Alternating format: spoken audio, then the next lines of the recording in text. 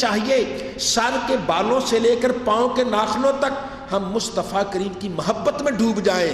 جو سرکار کی محبت میں ڈوب جاتا ہے پھر نبی بھی اسے نوازا کرتا ہے، اور اتنا نوازتا ہے کہ کسی اور کو سمجھ آئے نہ آئے مدینے والا اسے ضرور نواز دیا کرتا ہے.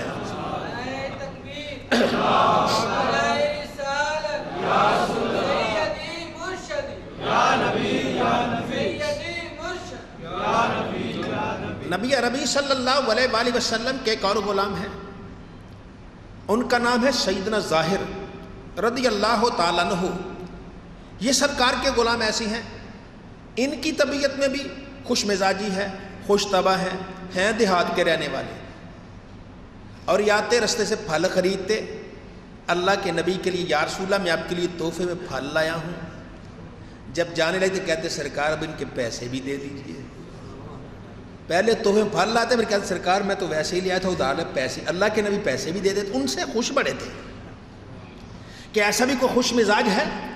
جب بھی وہ آتے اسی طرح آتے، سرکار کو خوش رکھتے تھے. ایک دن نبی عربی صلی اللہ علیہ وآلہ وسلم نے دیکھا بازار میں یہ پھل خرید رہے تھے. نبی کریم صلی اللہ علیہ وسلم ان کے پاس دبے پاؤں گئے، یہ اپنی توجہ میں تھے، اور سرکار نے پیچھے سے جا کر ان کی آنکھوں پر ہاتھ رکھ دیا. اب رحمت دو عالم صلی اللہ علیہ وسلم نے آنکھوں پر ہاتھ رکھے ہوں، پتہ نہ چلے یہ کیسے ہو سکتا. یہ تو سرکار جس گلی سے گزر جاتے وہ گلی خوشبو سے مہک اٹھتی. اب یہاں آنکھوں پہ ہاتھ ہے تو نہیں پہچانے جائیں گے؟ پہچانے گئے، فوراً وہ پہچان گئے. لیکن خوش مزاج تھے نا. خوش مزاجی بھی عقل سے ہوتی ہے، اور کبھی کبھی خوش مزاج بازی لے جاتے ہیں. انہوں نے خیال آیا آج اس وقت میں جو کر لوں بے ادبی نہیں ہے. اس وقت میں جو بھی کروں گا نا اس کو بے ادبی نہیں کہا جائے گا. اب سرکار نے ایسے آنکھوں پہ ہاتھ رکھے تو یہ اپنی کمر پیچھے نہ سرکار کے جسم پہ رگڑنے لگے. جیسے پنجابی کو چھڑ یار چھڑ تو کون ہے، چھڑ یار چھڑ، ویسے عربی میں کہتے ہیں چھوڑو چھوڑو کون ہو تم، اور چھوڑو تم کون. ادھر جسم سے رگڑا رہے ہیں تاکہ جو جسم مصطفیٰ کے جسم سے مس کر جائے گا جہنم کی آگ اس پہ حرام ہو جائے.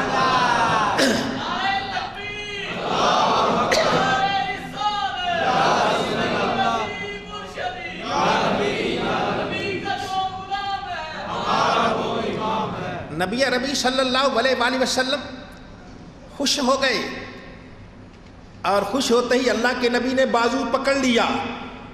پکڑ کے کہا کوئی غلام خریدنا چاہتا ہے لے لو، غلام خریدنا چاہتا ہے لے لو، غلام خریدنا چاہتا ہے لے لو. اس کی قسمت پہ اندازہ کریں جسے نبی کریم اپنا غلام قرار دے رہے ہیں، پھر اسے کہتے ہیں لے لو جس نے خریدنا ہے لے لو.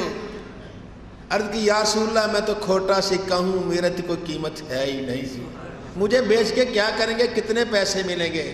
فرمایا مجھ محمد سے پوچھو تیری تو قیمت ہی بڑی ہے، تیرا تو مل قیمت ہی بڑی ہے. یہ وہ نبی کریم صلی اللہ علیہ وسلم کے غلام تھے. اللہ کے نبی اس درجہ پیار اور شفقت فرماتے تھے کہ بس سرکار کے ہی ہو گئے، اور اس درجہ ہو گئے کہ اللہ کے نبی نے پھر دوئی نہ رہنے دی. جب بھی آتے اس محبت اور شفقت سے ملتے تھے کہ وہ سرکار پر اپنا سب کچھ قربان کرنے کے لیے تیار ہو گئے. اسی طرح ایک اور صحابی ہے، ان کا نام ہے عبداللہ. مکہ مکرمہ میں رہتے، ابا کو تو انتقال ہو گیا، چچا ہے بڑی دولت والا، بڑے پیسے والا، اس نے اپنے بیٹوں کی طرح انہیں سنبھالا. اب یہ نبی کریم صلی اللہ علیہ وسلم ارشاد ہے میں انہیں اس جوان کو دیکھا مکہ مکرمہ میں، یہ آئینے کے سامنے شیشے کے سامنے کھڑا ہو جاتا، کافی دیر تک اپنی زلفیں سنوارتا، جیسے جوانوں کو عادت ہوتی ہے، کافی دیر تک زلفیں سنوارتا، خوشبو لگاتا، اپنے کپڑے درست کرتا. متول تھا، مالدار تھا، پیسے والا تھا. اور ابا تو نہیں تھا لیکن چچا نے باپ سے کم شفقت نہیں کی، بڑی جائیداد. اب نبی کریم صلی اللہ علیہ وسلم نے اعلان نبوت فرمایا. یہ آہستہ آہستہ ان سعید لوگوں میں شامل ہو گئے جنہوں نے کلمہ پڑھ لیا لیکن ظاہر نہیں کیا، اسی طرح رہے، کلمہ پڑھ کے مسلمان ہو گئے. 1 سال گو 2 سال گزرے، 4 سال گزرے، یہ رہے اپنے چچا کے انتظار میں رہے کہ چچا بھی مسلمان ہو جائے. لیکن شاید چچا کی قسمت میں نہیں تھا۔ نبی کریم صلی اللہ علیہ وسلم ہجرت کر گئے، مکہ مکرمہ چھوڑ گئے، اب یہ مکہ انہیں گویا کھا رہا ہے۔ میں سب مکہ میں کیا کروں گا جب میرے نبی ہی چلے گئے، میرے سرتاج ہی چلے گئے، میں جن کو دیکھ کر اپنی پیاس بجھاتا تھا وہ چلے گئے۔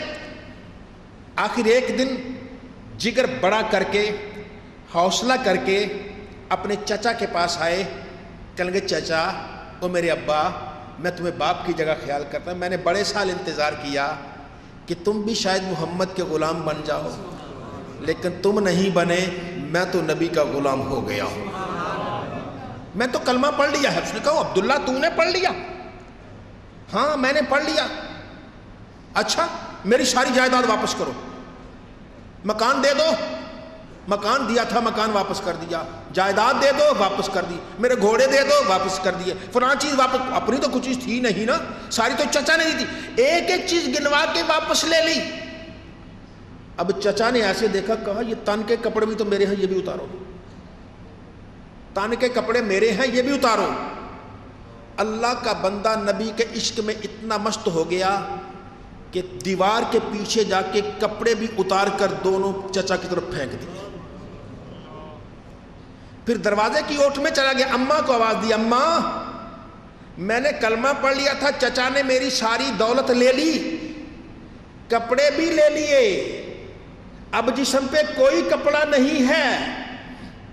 ماں کے پاس ایک چادر تھی، ماں ہے، اس نے چادر پھینکی، بیٹا یہ چادر سے اپنا سطر ڈھانپ لو۔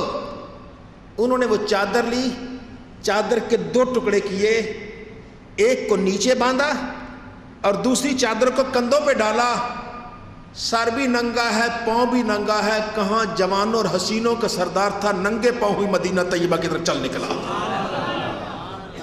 اس محبت، اس چاہت، اس شوق کے ساتھ مدینہ طیبہ چاہتا ہے۔ کتنے دن گزرے ہوں گے، یا اب یہ ہمارے 4-6 گھنٹے والا سفر تو نہیں ہے نا، وہ تو دنوں کا سفر تھا، کئی دن، پھر تپتی دھوپ ہے، پتھریلی زمین ہے، سڑکیں ہیں نہیں ہیں، راستہ سارا کون سے ایسے پتھر ہی پتھر ہے، جنہوں نے دیکھا وہ جانتے ہیں، اور وہاں جسم جلا دیتا ہے، قدم جل گئے، آبلے پڑ گئے، زخمی ہو گئے پاؤں، لیکن کہ نبی کا دیوانہ جا رہا ہے، رنگ میں کیا حرکت بد تبدیلی نہ ہو گئی ہوگی، جوانی کا کیا حال ہوا ہوگا۔ جاتے جاتے کئی دنوں کا سفر طے کرتے کرتے بارگاہ مصطفیٰ میں پہنچے اور سرکار کے قدم میں اپنا سر رکھ دیا۔ اللہ کے نبی صلی اللہ علیہ وسلم نے اٹھایا، سینے سے لگایا، عبداللہ تم؟ ہاں یا رسول اللہ، میں کلمہ تو پڑھ لیا تھا بڑا، لیکن میں نے کسی پہ ظاہر نہیں کیا، جب آپ آ گئے میرے صبر کا پیمانہ لبریز ہو گیا، میں آ گیا ہوں۔ اللہ کے نبی کی آنکھوں میں آنسو آ گئے، حالت دیکھی، فرمایا میرے صحابہ یہ وہ جوان ہے، اسے میں نے بھرپور جوانی میں مکہ میں دیکھا تھا، کافی دیر شیشے کے سامنے کھڑا ہو کر اپنی زلفیں سنوارتا تھا، آج اللہ کے عشق میں دیکھو، اللہ کی محبت میں دیکھو، نبی کی چاہت میں دیکھو، اس نے اپنا حلیہ کیا بنا دیا ہے۔ یا رسول اللہ مجھے اس کی کوئی فکر نہیں ہے، بس مجھے فکر ہے تو فکر آخرت ہے، مجھے فکر ہے تو جنت کی فکر ہے، آپ کی غلامی کے صدقے اللہ یہ قبر کی منزلیں آسان کر دے، سمجھ لیے سب کچھ مجھے نصیب ہو گیا ہے۔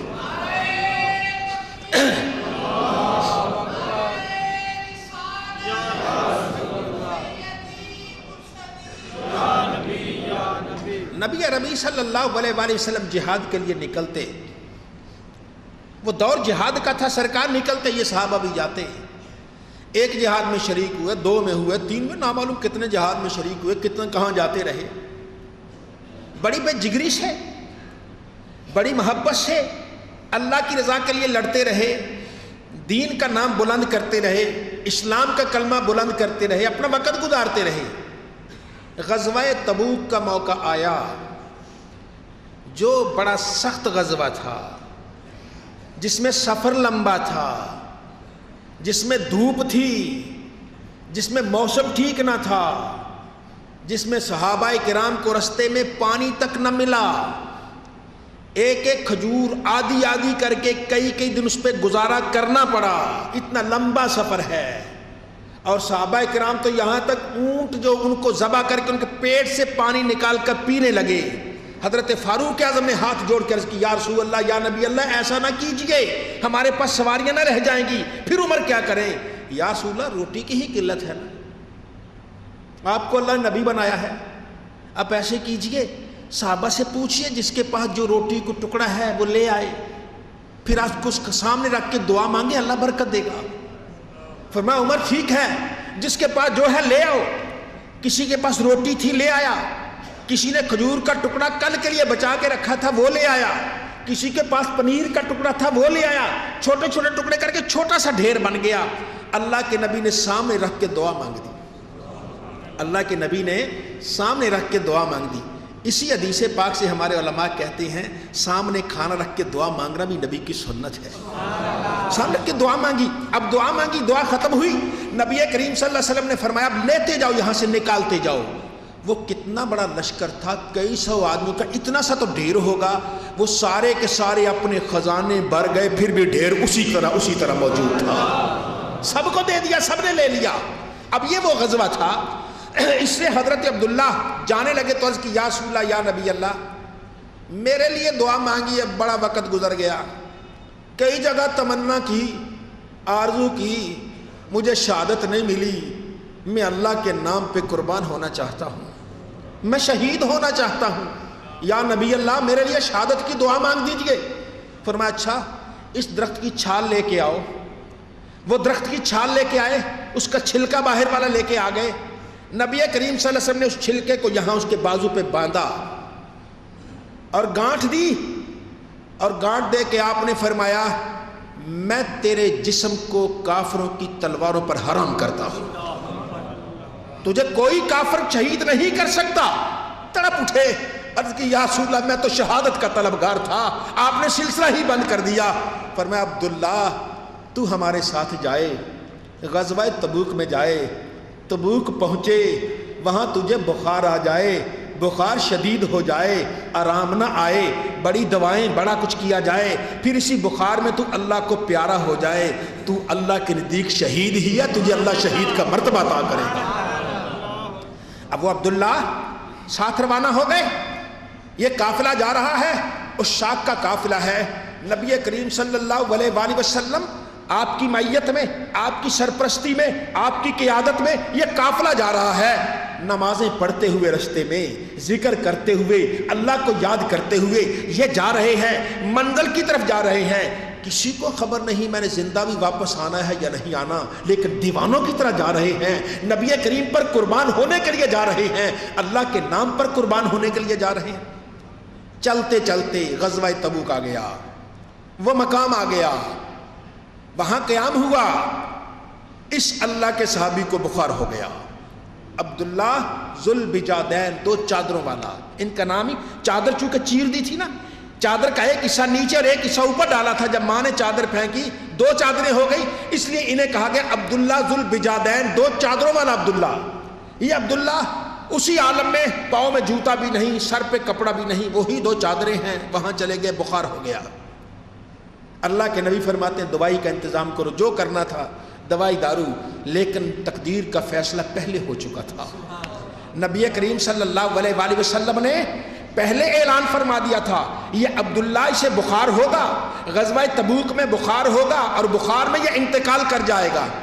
ایسے ہی ہوا، بخار ہو گیا، بخار میں انتقال ہو گیا۔ اللہ کے نبی نے فرمایا اے میرے صحابہ اب اس کی قبر تیار کرو، قبر تیار کرو۔ صحابہ قبر تیار کرنے لگے، سرکار کبھی بلال سے کہتے بلال ذرا کسی لے کر، زمین سخت ہے تم دو ضربیں لگاؤ، بلال کسی لیتے زمین کھودتے، پھر کبھی ابو بکر سے کہتے ابو بکر تم زمین کھودو، عمر تم زمین کھودو، اور صحابہ سے کہتے زمین کھودو۔ اللہ کے نبی صلی اللہ علیہ وسلم یہ زمین کھدواتے، قبر کھدوا رہے ہیں۔ وہ کتنی قسمتوں والا ہے جس کی زمین کھودنے والا بلال بھی ہو، جس کی قبر کھودنے والا ابو بکر و عمر بھی ہو۔ نبی عربی صلی اللہ علیہ وآلہ وسلم نے اس قبر کو کھدوایا، اور کھدوانے کے بعد اس کو جب قبر تیار ہو گئی، رحمت دو عالم شفیع المذنبین صلی اللہ علیہ وآلہ وسلم رات کا وقت تھا، چراغ لے کے خود قبر میں اتر جاتے، قبر میں اتر گئے۔ کتنا غلاموں سے پیار ہے، کس درجہ محبت ہے. قبر میں اتر گئے, جب اتر کے قبر کا جائزہ لیا, قبر ٹھیک ہے یا نہیں ٹھیک ہے, صحابہ کی آنکھوں میں آنسو آ گئے, جو دیکھ رہے تھے ان کی آنکھوں میں آنسو آ گئے. جلیل القدر صحابی حضرت عبداللہ بن مسعود رضی اللہ تعالیٰ عنہ کہتے ہیں کاش یہاں قبر میں دفن ہونے والا عبداللہ ذوالبجادین نہ ہوتا, عبداللہ بن مسعود ہوتا, کہ آج اللہ کے نبی یہاں چراغ لے کے خود اتر گئے ہیں اور اس قبر کا مشاہدہ کر رہے ہیں. جنازہ پڑھا گیا, جنازے کے بعد ان کو قبر میں اتارا ہے. اللہ کے نبی فرماتے اتارو قبر میں, صدیق تم بھی اتارو, فاروق تم بھی اتارو. سرکار خود اتار رہے ہیں اور قبر میں اتارتے اتارتے فرمایا اے ابو بکر و عمر, اپنے بھائی کا ادب کا خیال رکھو, اپنے بھائی کا خیال رکھو, ادب سے تو اتارو. اے کائنات تو نے بڑے بڑے دیکھے ہوں گے لیکن عبداللہ ذوالبجادین جیسا تو نہ دیکھا ہوگا. فرشتوں تمہیں بڑا ناز ہے, تم نے بڑے بڑے دیکھے ہوں گے دنیا سے جاتے ہوئے, لیکن اس قسمت والا کہاں دیکھا ہوگا جس کی قبر پہ چراغ روشن کر رہے ہیں تو محمد مصطفیٰ روشن کر رہے ہیں, جسے قبر میں اتار رہے ہیں تو صدیق و فاروق اتار رہے ہیں. اللہ کے نبی صلی اللہ علیہ وسلم نے انہیں قبر میں اتارا, اتار کے پھر قبر میں مٹی ڈال دی گئی, دفن کر دیا گیا. جب دفن کرنے کے بعد اللہ کے نبی ہاتھوں کو اٹھا کے کہتے یا اللہ, اے نیلی چھت والے, اے میرے اللہ, آج شام تک میں اس عبداللہ سے راضی تھا, تو بھی اس سے راضی ہو جا. یہ وہ سعادت ہے, یہ کسی کسی کو نصیب ہوا کرتی ہے. یہ وہ دولتیں ہیں وہ لے گئے ہیں جن کی وجہ سے آج دنیا میں بہاریں قائم ہیں. آج دنیا میں جہاں بھی اذان نماز کی آواز ہوتی ہے اس کا ثواب اس عبداللہ کو بھی پہنچتا ہے جس نے اسلام کی بنیادوں میں اپنے خون کا نذرانہ پیش کر دیا. اللہ رب العزت ہم سب کو نبی کریم صلی اللہ علیہ وسلم کے سچے غلاموں سے سچی فہرست میں شامل ہونے کی توفیق عطا فرمائے.